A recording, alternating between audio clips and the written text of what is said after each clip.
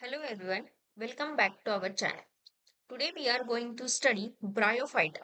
It is a very important group of the plant kingdom. So in today's lecture, I will explain every concept in a very simple language. So let's begin with Bryophyta. First, I will give an introduction about Bryophyta. Let us understand what Bryophyta means. The word Bryophyta comes from two Greek words, that is bryon or phyton. That is bryon and phyton. Bryo means moss and phyton means plants. So bryophyta literally means moss plants.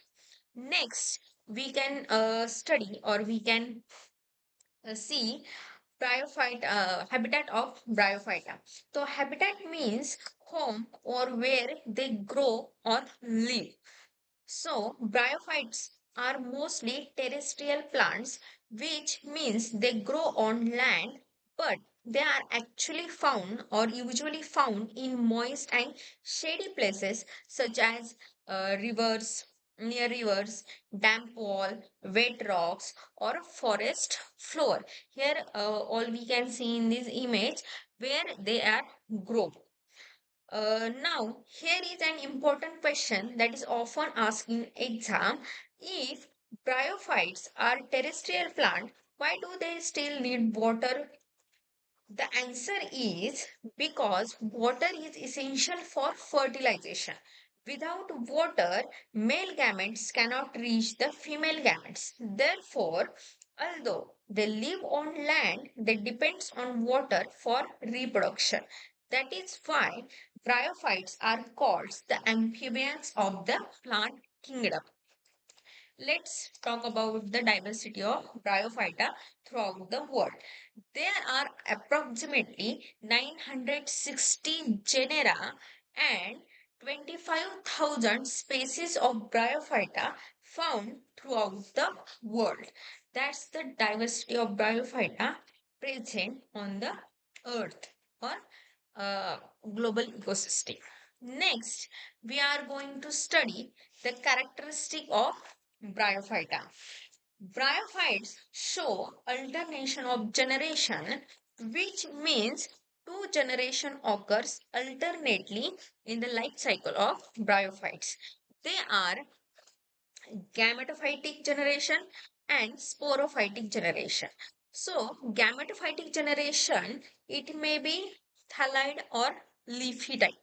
Here in this image, we see here is a leaf-like structure, but in bryophytes, there is a no true leaf, roots, or stem present on the plant body of the bryophytes. Here is a just a root-like or stem-like or leaf-like structure. So we can say in gametophytic generation, it may be thalloid or leafy. Thalloid means it is present on the flattened surface or flattened soil or rock. This is a dominant stage in bryophytes. Or next is a sporophytic generation. Another phase is a sporophytic generation. The sporophyte is a represent by the spores producing capsule. Its main function is to produce spores. These spores germinate and produce new gametophyte. So here is an image. In this image, we see uh, uh, this is a gametophytic phase, and upper the gametophytic phase or part, there is a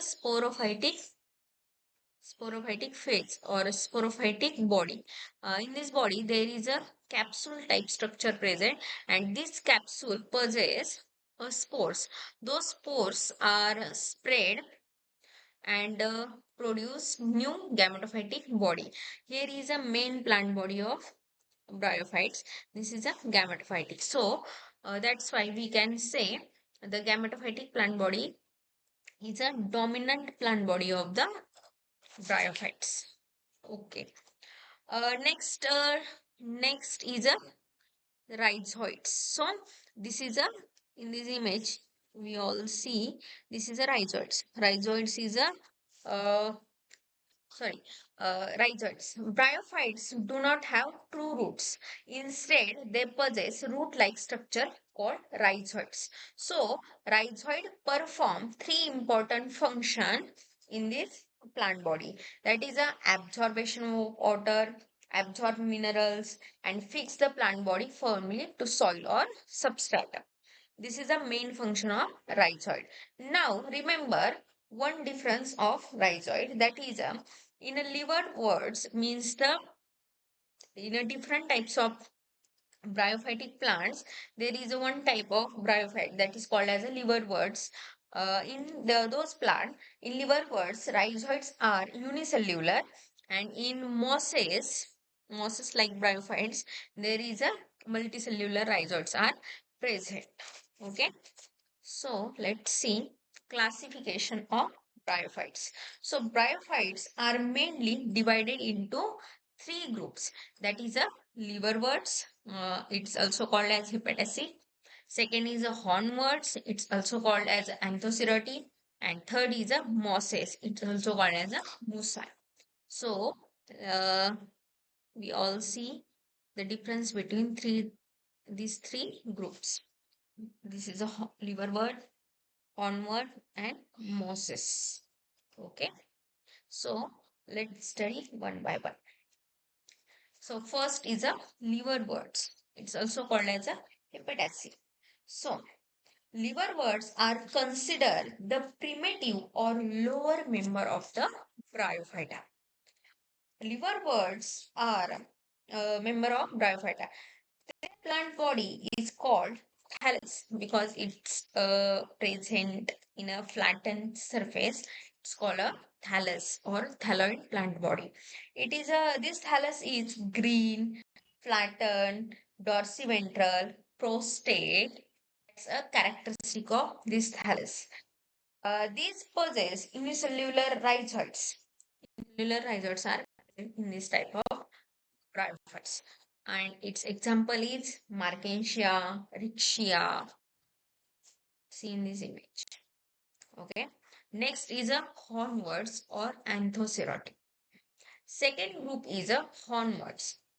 Their plant body is also flattened thallus. The special feature is that they produced horn-like sporophytes. See, this is a like sporophytes. Because of these horn-shaped sporophytes, they are called hornworts. Its example is Anthoceros. So, see, Anthoceros. And last, third group is a mosses or muci. So, mosses are the most advanced member of Bryophyte. Unlike liverworts, they possess an erect plant body. Erect means straight plant body. Okay. Their gametophyte has two stages. That is, first is a protonema and second is a leaf stage. Okay. See in this image, this is a protonema stage, and above this protonema stage, there is a bud, and bud grow in leafy body. Okay. So first we can see protonema stage. So first stage is a protonema. First stage is called as a protonema. It is also called as a juvenile gametophyte. Okay. It is a green, see in this image.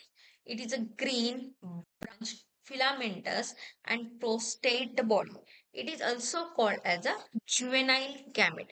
Juvenile means primitive or new. Okay, firstly grown, that is called as a juvenile. Okay, so this is also called as a juvenile gametophyte. It bears many buds on this protonemal body. There is a many buds are grow. These buds later develop into leafy plants. Therefore protonema helps in vegetative propagation.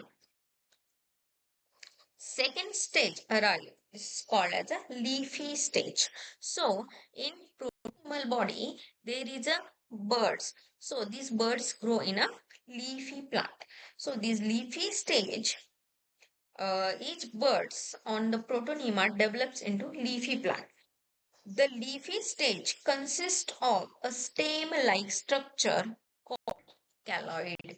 So, in this protonemal body, there is a bird, and bird grow in a leafy plant. Okay, and this leafy plant, this is leafy stage called as a colloid. Okay, sorry, same like structure called as a colloid, and leaf-like structure called as a phylloid. Multicellular branch rhizoid present in this type of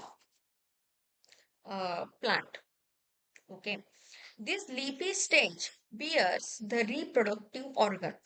These are helps in vegetative propagation, and vegetative reproduction occurs by fragmentation and budding process. So, in this type of mosses family, we can see example like Funaria, Polytrichum, and Sphagnum. Funaria also called as a cord moss, Sphagnum also called as a bog or a peat moss, Polytrichum also called as a hair moss.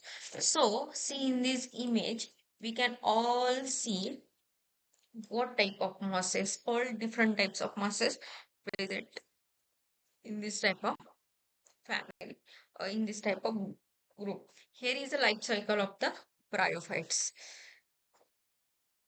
So, we see how the life cycle of bryophytes divided into two phases, that is a gametophytic phase and sporophytic phase. Okay, protonema, female gametophyte, archegonium, amphibian. Here is a fertilization, then diploid zygote, embryo, then gametophytic plant body. Here is a sporophyte plant body dependent upon gametophytic plant body. Next, here is capsule rupture. As, after the rupturing capsule, there is a spore who also germinated and produce a protonema. Protonema again produce a birds. Birds develop into leafy stage. Leafy stage. Okay, in this leafy stage, there is a female gametophyte and male gametophyte. Male and female gametophyte further fertilize. Further. This life cycle is continued. Okay. Next is the economic importance of bryophytes. Now, let's see why bryophytes are useful. In some mosses serve as a food for herbivores, mammals, and birds. Special species of sphagnum produce peat. It is used as a fuel. Next is a mosses have excellent water holding capacity. Hence, they are used as packing material while transporting living plants. Bryophytes are the first organism to grow on bare rock. They gradually breaks down rocks and help in a soil formation. So it is helps in a soil formation. And last, there is a dense mats of mosses prevent soil erosion. Hence, they are called as a soil blinders. Okay, this is the economic importance of bryophyte. Okay, thank you.